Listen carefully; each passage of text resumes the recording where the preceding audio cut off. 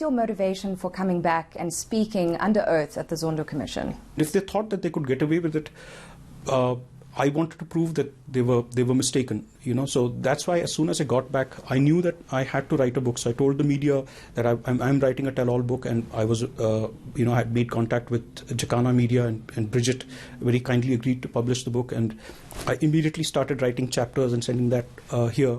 So my intention was not to just run away and save my life. It was to tell the South African public about what was happening in their country, all the violations that were happening, and the impunity with which it was being done. And that's what I did. So not only did I come back here, I've written that book. Your book has been the cause of some concern, though, for the chair of the commission, and specifically over your use of direct quote when in fact it's based on memory. What's your response to that? I would agree with the chair that, his concerns are legitimate. As a journalist, when I use quotations for the news reports that I do, I wouldn't do such a thing.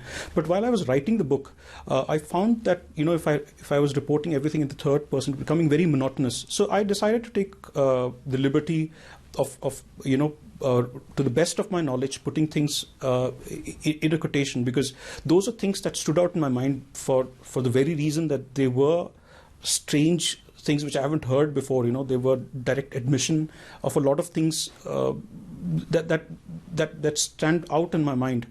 You've spoken about Atul Gupta in detail, both at the commission and in your book. You described him at one point like a dragon on your shoulder. He was deeply suspicious of everybody and everything. He was in a tearing hurry to start the station because he knew that as soon as the station was set up, he'd start getting the revenues that were part of the deal that he had with President Zuma.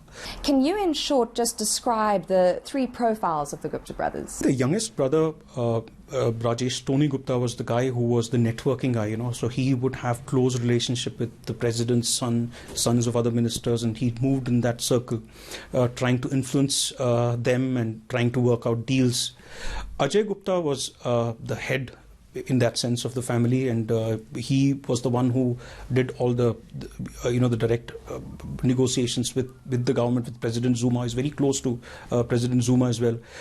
Also, he was the bully, who'd go out there and tell the ministers to do whatever he wanted to get done, or seek favors, telling everybody that he had President Zuma in his pocket.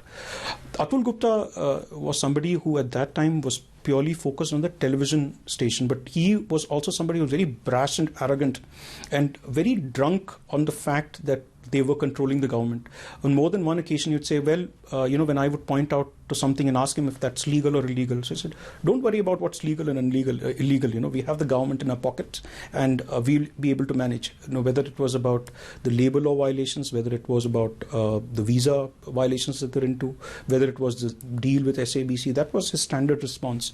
We have the government in our pocket, we have the president in our pocket, and we'll get it done. You talk about the Guptas and the former president joking about Waterkloof, where a private jet landed at an Air Force base, and there was a huge outcry publicly over that. Absolutely. Whether it was Ajay Gupta or Atul Gupta, the two of whom I interacted with very closely, both of them had a sense that they could get away with anything.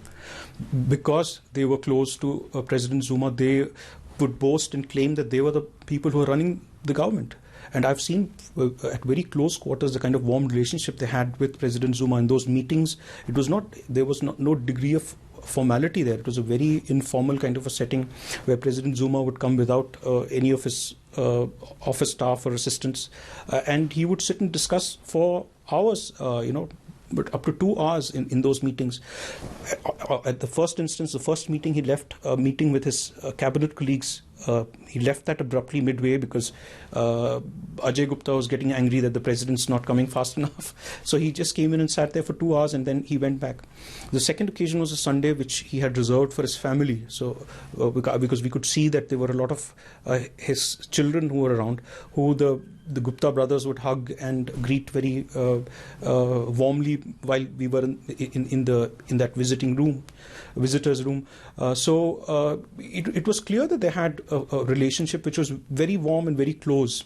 I was also told about how the relationship was so close that at one time when President Zuma was not president and he was going through a very rough patch, he would come to the Gupta residence and sit down with the matriarch and perform Hindu rituals at their home, because she had told him that if he participates in those rituals, it'll boost his career and things. And those were things that they boasted about.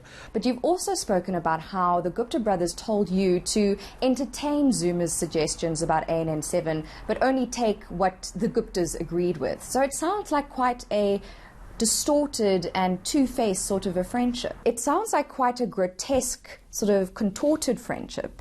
Well, it was two-faced, and also President Zuma, I think, was a little more trusting of the Gupta brothers, in my view, in the 3 meetings that I attended, than what the Gupta brothers were. They were a little more scheming in terms of the benefits that they could get out of this relationship.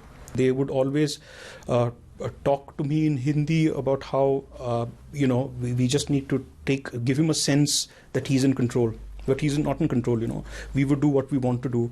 They would treat President Zuma as somebody that, they had in their pocket, and you just need to show him that you're following his instructions and orders and not really do anything about it.